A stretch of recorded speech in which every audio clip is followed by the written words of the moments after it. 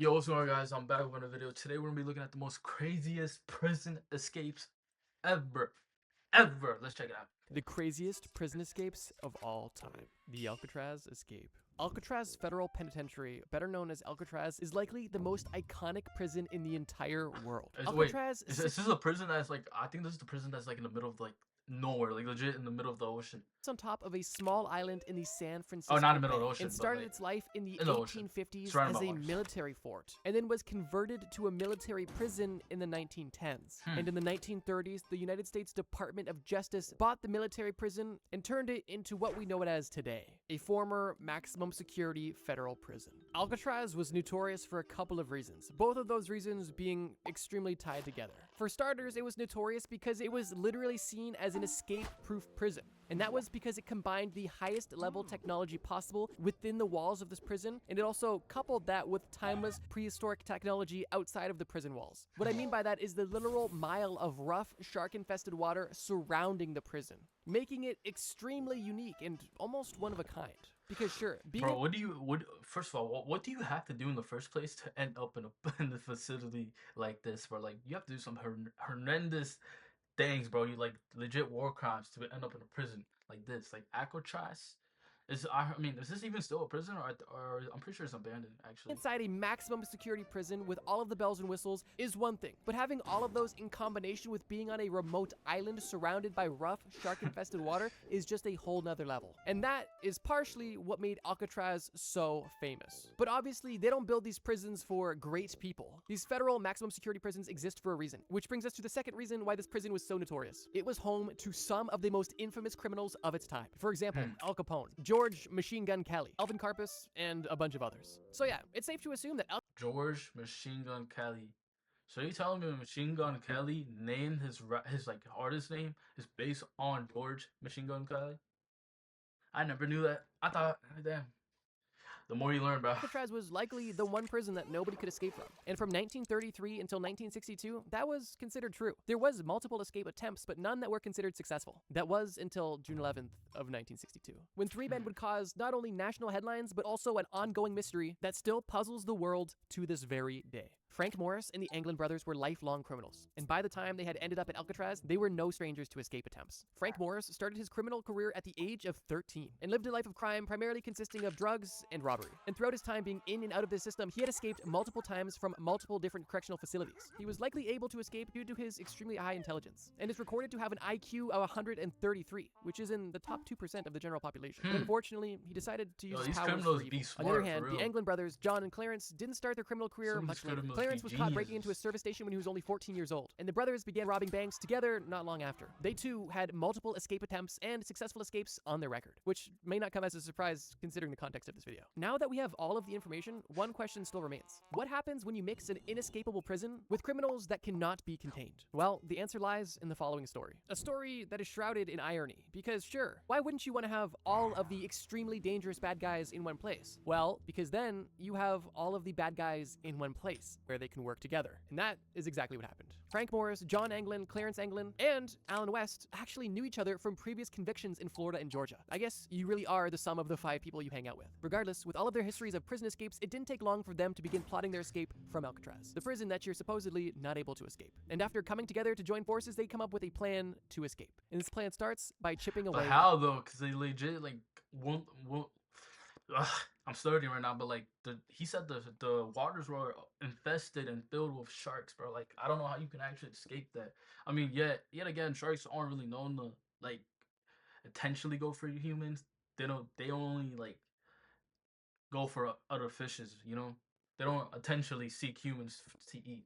At cement. Oh, and if you're curious why I didn't mention Alan West earlier, but you'll see if why you later. like startle them, obviously being in a maximum that's security like prison leaves minimal opportunities for easy escapes. But these criminals identified the weakest point of their cell being not the door, but the vent that was hidden under everybody's sink. And for a 6-month period, all 4 of these men begin widening the ducts beneath their sinks using saw blades, metal spoons, electric drill bits, anything they could get their hands on that would chip away at the cement. Now this alone brings up 2 questions. How did they hide the hole, and how did they cover the sound of chipping away at cement? Well, 2 simple answers. In regards to how they would hide chipping away at the hole, first of all, these men would take turn being on guard, watching for the guards that would typically only do their hourly patrol, but sometimes would do spontaneous patrols as well, where they would need to obviously make sure that the guards did not see them digging these holes. And once their daily digging session was complete, how they concealed them from the guards throughout the rest of the day when they weren't digging them was actually quite clever. All of these men made papier-mâché replicas of the vent and surrounding wall area, painted in the same color as the wall, from paint that one of these men stole from their prison job. How they covered the noise of digging was because one of the men actually played the accordion, and during music hour it was the perfect opportunity to quickly and loudly bang away at the cement. Now, after roughly 6 months of digging, all of these men had access to what was behind their wall. And obviously, this hole just didn't go outside. It led to a gap between the walls, consisting primarily of pipes. This unguarded utility area between cells was the perfect place to assess the situation. And once these men had access to this corridor, they climbed the pipes and found the closest exit they could find, which happened to be a vacant top-level cell block where they set up a secret workshop. The men weren't going to be escaping at this point in time, but they were getting extremely close to their great escape. In this vacant cell block, the men identified their escape route, which was a ceiling vent that they would need to pry open, but for them, that was no big task. And they spent the next few months bringing supplies up to their secret workshop, specifically raincoats, glues, magazines, pieces of plywood, anything that would be helpful and useful for their escape. Over time, the men were beginning to stitch together raincoats to build a makeshift raft and putting together pieces of plywood to make makeshift paddles. Bro, these prisoners are crafty, bro. They're more crafty than like the average, you know what, bro, I'm studying my words, but the average pedestrian, they're more crafty than them. Yeah. Reading magazines about water safety and mechanics to help educate themselves on the best way to essentially act on the water and make something to potentially float across the water. It was really quite ingenious. And once they had their raft, paddle, and escape vent pried open, they were ready to make their escape. Around 10 p.m. on June 11th, Frank Morris and the Anglin brothers got out of their bed, put replica papier-mâché heads into their bed to make it appear that they were still in bed, and met up together in their secret workshop, where they grabbed their raft, broke the ceiling vent, and began their escape. These men climbed out of the vent on the ceiling onto the roof of Alcatraz, and then descended 50 feet off of the prison roof onto the prison grounds, hauling all of their gear while sliding down a kitchen vent pipe. The men somehow avoided the sniper towers and outdoor guards and climbed the 12-foot barbed wire fences and planted their boat in water on the shore that was a blind spot to searchlights and gun towers. And at that point, they had inflated their raft with an accordion and set sail. And the 3 of these men were never seen again. Now you might be asking yourself, wait, the 3 of these men? What happened to the 4th man? Well, Alan West wasn't as lucky as the other criminals. And on the night of the escape, when West tried to remove the papier-mâché concrete concoction that was covering the hole in the wall, he couldn't. The concrete that he had used to temporarily hold the vent in place during the day had hardened. And by the time he finally got the vent off and was able to make it to the secret workshop, the rest of the men were gone. And West simply accepted his fate and went back to his cell where he went to bed. That story alone is insane, and it's still not over yet. The 3 men had essentially made the perfect escape, and nobody knew of their escape until the next morning, when guards were doing their rounds and noticed that these 3 men were not waking up. And when one of the guards tried to poke Frank Morris in the head with his club, Morris's head literally fell to the ground. And it was at that moment when the prison guards had discovered that they had 3 men on the loose. The following day, on June 12th, almost instantly, military and law enforcement agencies began investigations on the air, land, and sea surrounding the prison. And while some bits and pieces of items used by the escapees were found spread across the general area, there is no recorded evidence of what happened to the 3 men after they left the Alcatraz grounds. During the investigation that took place on the 12th, Alan West was caught with his papier-mâché replica head. And at this point, the guards knew what the head was going to be used for. And Alan was about to be in a lot of trouble. And because of that, Alan was willing to give up all of the information he had to ensure that he didn't get in too much trouble for having this papier-mâché head. And fortunately, he did, because Alan is the biggest reason why we have all of the information we have about this entire escape. Without Alan essentially ratting on his friends, a lot of this prison escape would have been left to... Bro, but they didn't even catch them, bro. They didn't even catch his friends. So, like, it's whatever. It's GG's. But, like, damn, you really ready? I mean, to be honest, they left them behind. I would too, bro. I'll be so petty. If I, like, imagine you have a plan to do something with your group of friends, like escape, and they just leave you behind, bro, like that. I'll be heated. Speculation. Now, if you want to get into a bit of conspiracy, since their escape, there has been alleged sightings of these escaped men, some in the United States, some in Brazil, and a letter has even surfaced supposedly being written from one of these escapees to a loved one, claiming that all of the men made it out alive, although none of these were ever confirmed. And it's very likely that all of the men that escaped Alcatraz that day either died during their escape or are dead now due to natural causes, or simply due to the consequences of living a life of crime. So yeah, when you mix a prison that is impossible to escape with prisoners that are impossible to keep confined, you get an ongoing mystery that lasts over 60 years. But as crazy as this story may be, we still have 2 more to cover. The Catch Me If You Can escapes. When you were a kid on the playground playing tag with your friends, did you ever say, "Catch me if you can," while running away? Well, Frank Abagnale said "catch me if you can" every day to the FBI for years while on the run for stealing millions of dollars and breaking a laundry list of other laws. The story of Frank Abagnale literally inspired the movie Catch Me If You Can. And today, I'm gonna tell the real story of exactly how he escaped prison both times. I did give a bit of a teaser on why he was put in jail, but let me give a bit more context. Frank Abagnale started at an early age, similar to the first story, when he moved to New York at the age of 16 by himself. He quickly realized that as a child, you can't do much, so he decided to no longer be a child. He altered his driver's license to say 26, not 16. Not only does he need to be an adult, but he needs money, and living in New York is not cheap. So what's the natural next step? Get a job, right? Earn some money? Of course not. You start defrauding banks with fraudulent checks. And that's exactly where Frank Abagnale Jr. started his infamous streak of conning and crime. Frank wasn't your average run Fraudulent. So you mean fraudulent checks?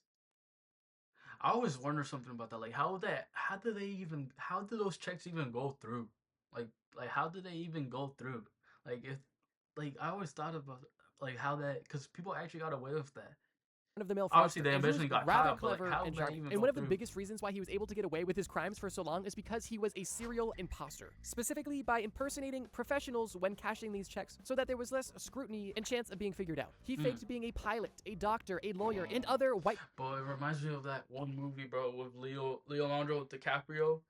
That one movie when he was young, he was like a kid, and he's like making all these stories, like his family say, like all these, just exactly what that reminds me of, because he was trying to get like money in the bank in one of those movies. I forgot what the movie was called. collar professions to ensure that he was not on anybody's radar. And obviously, it worked. After collecting millions of dollars from these fraudulent checks and living a luxurious lifestyle and traveling the world on money that wasn't his, Frank was This man made it, bro. This man made it, and he didn't even get caught, bro. ultimately caught. Frank was initially was caught in caught? Never France, mind. where he spent time in both French prisons and Swedish prisons. And after serving time in both countries and being banned from Sweden, Frank was deported back to the United States of America. And when Frank's plane landed in New York City, while it was They were still on the waiting for him? tarmac, Don't tell me Frank they was were able waiting to for him. escape the plane through the kitchen galley. And not only did he escape the plane through the galley, but he also escaped from the airport on foot. Keep in mind, Yo, just imagine this man just running, bro.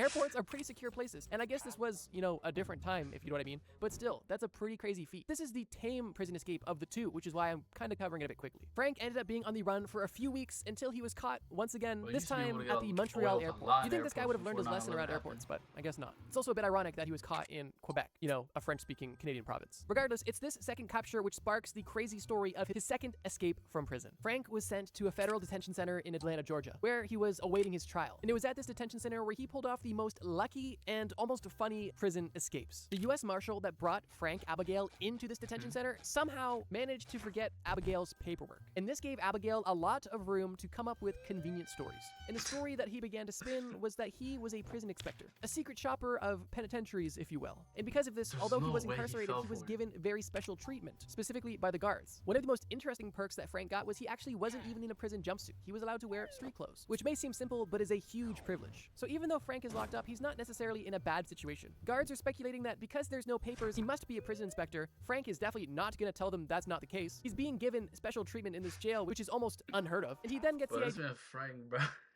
This man Frank is a liar, bro. A manipulator, master manipulator at his finest.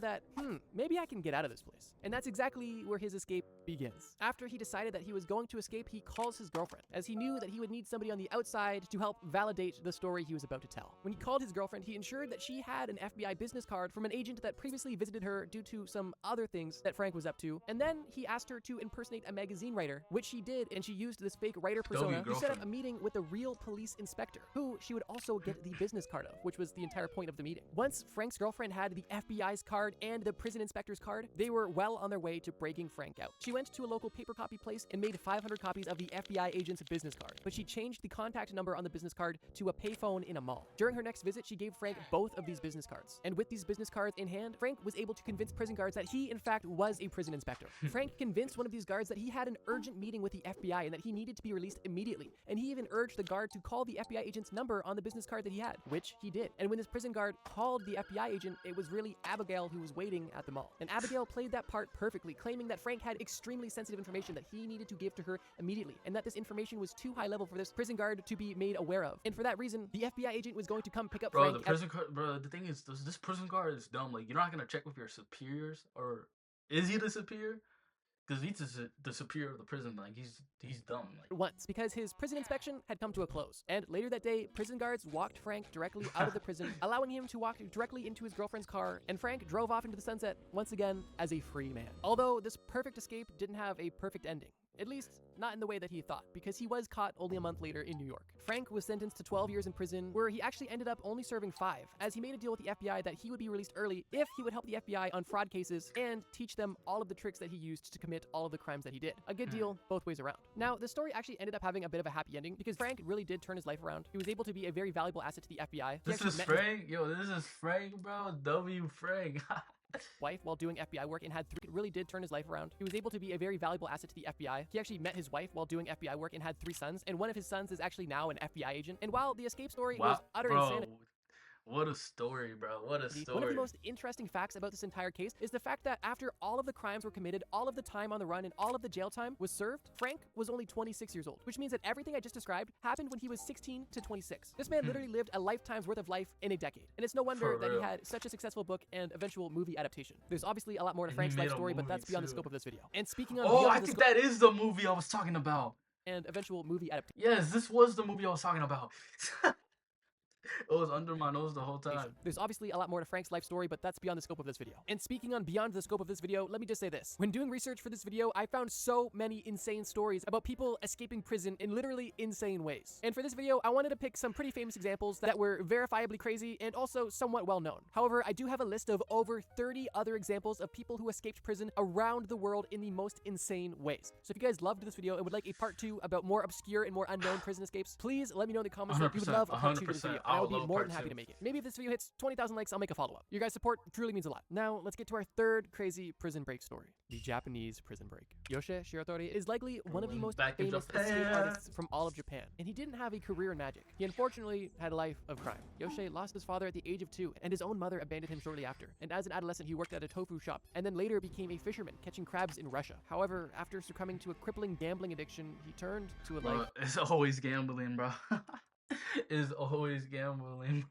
Crime. Throughout his crime career, Yoshi famously escaped from 4 different prisons, and I'm about to tell you about every single one of them. Yoshi was initially put behind bars in 1936 for a felony murder charge, a murder charge that is speculated to have been a false, forced confession from abusive prison guards. Regardless, Yoshi was in prison, and during this time in the early 1900s, Japanese prison was extremely harsh, and it was for that reason that people were almost left no other option than try to escape because the living conditions were simply so horrible. And Yoshi was no different. Not long after being locked up, Yoshi began studying the routines of the guards to have an understanding of their patterns so he could potentially plan an escape. And one day, while cleaning himself in the bathhouse, he found the perfect tool to escape. He took one of the metal bands off of a wash bucket in the bathhouse and brought it back to his cell, where he was able to fashion this thin, flimsy piece of metal into a makeshift lockpick. And he used this lockpick to escape. He first... Bro, like how, bro? Like how do you even like do something like this, bro? Like I want y'all to understand how hard it is to do something like this.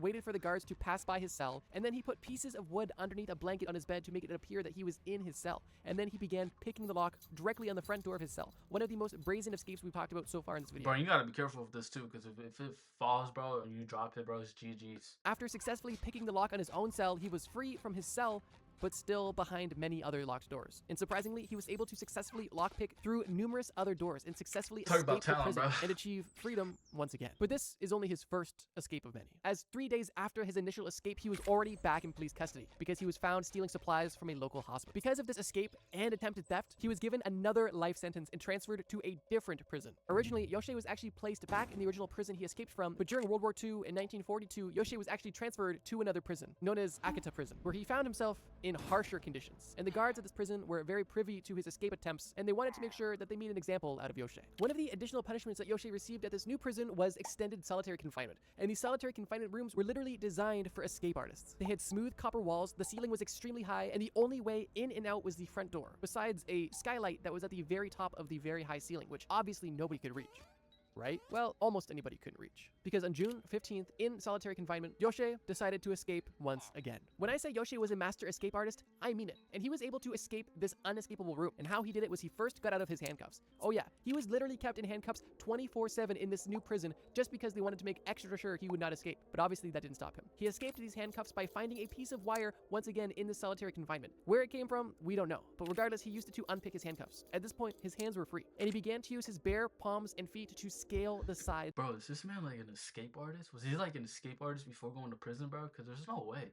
of this extremely tall prison cell. Not only was Yoshi a master lockpicker, but he was also a very talented climber, and this came in handy here. And after a few attempts, he was able to make it to this skylight, which was sealed by metal bars and impossible to escape through, besides the fact that it had a wooden frame securing those metal bars. And that wooden frame was rotting due to its exposure to the elements. Now, Yoshi wasn't able to just break this wood frame in one go, but similar to the first story where the men broke through the concrete over time, Yoshi over time was able to pick away at the wooden window frame until he was able to escape through the roof of this unescapable room. Once Yoshi was certain that the wooden frame was brittle enough, he waited until— Is this man Spider-Man, bro?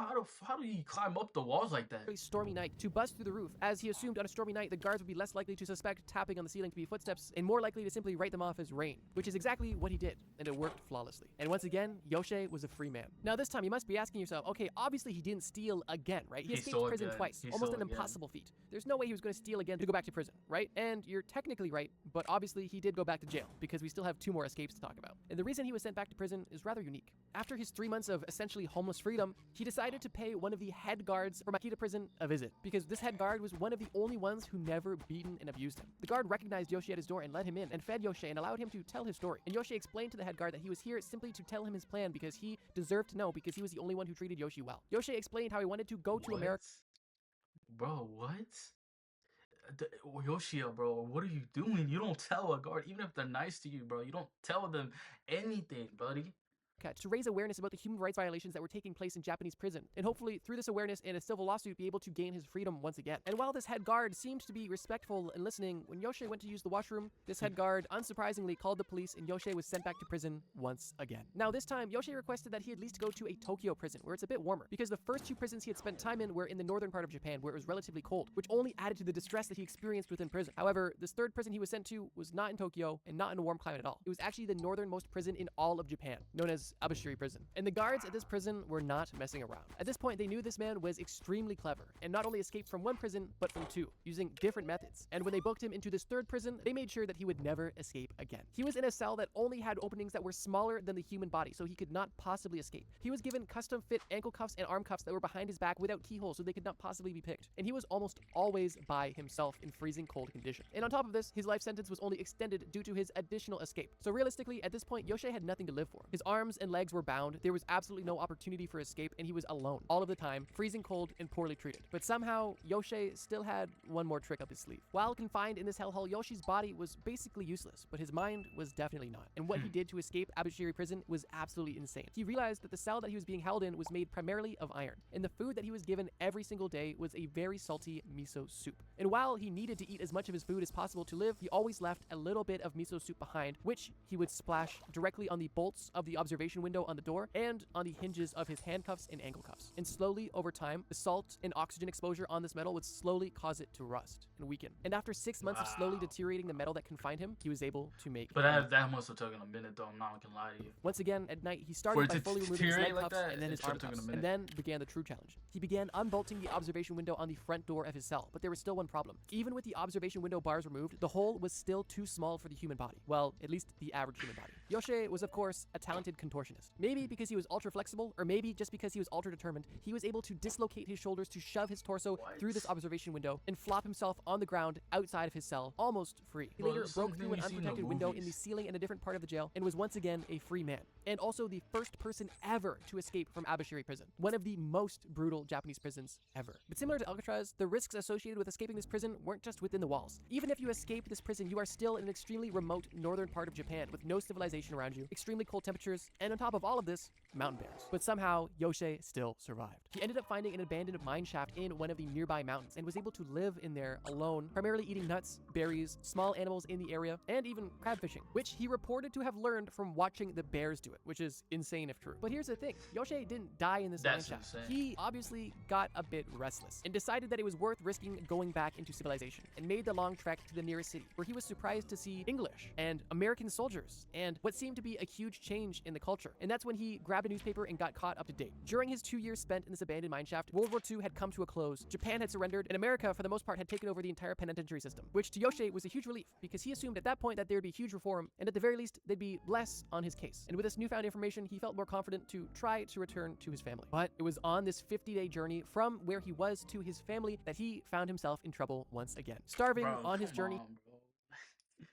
Like he had three more, like, legit, bro. He didn't learn the first time, the second time, or even the third time, bro. Like, bro. He decided to pick some tomatoes from a tomato field that he was passing, and the farmer who owns this field just so happened to see Yoshi take these tomatoes. And this farmer mistook Yoshi for a local thief. The two ended up fighting, and the farmer ended up dying as a result of the fight. Some claims state that Yoshi killed this man accidentally, and others claim that it was legitimate self-defense. Regardless, the farmer was killed, and Yoshi, once again, was caught. But initially, they didn't even know who they had. They only thought they had a murderer, but once he was fully booked, they realized that they had the infamous escapist Yoshi Shiratori. And he was no longer sentenced to life in prison, he was sentenced to death. The year is now 1947, and Yoshi is being sent to Sapporo prison, where he will await his execution. And obviously, because Yoshi has now escaped 3 different prisons using 3 different methods, and now has theft and murder under his belt, the police are taking absolutely no chances with this final cell. Yoshi is being given 24/7 surveillance, reinforced doors and bars, and any opening that leads to this room is smaller than the human head. Because no matter how good of a contortionist you are, you can't make your skull smaller. So in this situation, there is absolutely no way that Yoshi escapes, right? This is obviously where the story ends. He was obviously later executed by the Japanese government, and that's history, right? Of course not. This is Yoshi we're talking about. And interestingly, this is one of the most simple escapes he performed. Because since day 1 in this jail cell, Yoshi started playing mind games, specifically by always looking up. Yoshi, up until this point, had always escaped through the roof, and his guards knew that. And every day when the guards would check on him, Yoshi would make sure that he was looking up. And as a result, the guards were always looking up, making sure that when they would check on Yoshi, they would always check the ceiling. But this escape had nothing to do with the ceiling, and Yoshi was going in the opposite direction. Yoshi's cell was fortified on the walls, ceiling, openings, but one place that wasn't fortified was the floor. And over the course of a month, Yoshi would remove a floorboard and begin digging into the floor below his bed, in secrecy until he had a usable tunnel. And once again, one morning, the guards were unable to get a response out of Yoshi. And when they entered his cell, they realized that what was in his bed wasn't Yoshi, but once again, a pile of wood. Almost a calling card at this point. And for a year, Yoshi was on the run. And as you may or may not know, he did go back to jail one last time. But this Bro, not again, bro. Bro, 4 times, bro. He escaped 4 times and went back 5, bro. time was different. Why? He ended up confessing to a random police officer who decided to offer him a cigarette in public. And at this point, Yoshi could not handle the guilt, and he confessed everything to this police officer who was simply offering a gesture of kindness. But when Yoshi was tried again, things were different. The system treated him with sympathy. Reform seemed to have taken place. The murder charge he had was dropped and considered self-defense. And as a result, so was his execution. His request to go to a Tokyo prison was accepted, and his new sentence was only 20 years. 20 years which he happily served, as his prison conditions were much better. And after 14 out of those 20 years, Yoshi was paroled on good behavior, and was for the first time in a long time a truly free man. This story is insane, and I knew I had to save it for last. And while some claim parts are exaggerated, personally, I don't even care. I think it's a great story. And for that reason, Yoshi is a bit of a legend in Japan, and there are even statues up of him, which is kind of interesting. But I suppose the story is something you can learn from. Yoshi passed away in 1979 at the age of 71, but he still lives on today in folklore, stories like this, films, books, and other stuff like that. Yo, the legend of Yoshiba lives on forever. I want to thank you guys so much for watching this video. Video. Make sure to check out his channel. Let me know what y'all want me to react to next, and I'll catch y'all on the next one. Peace. Peace.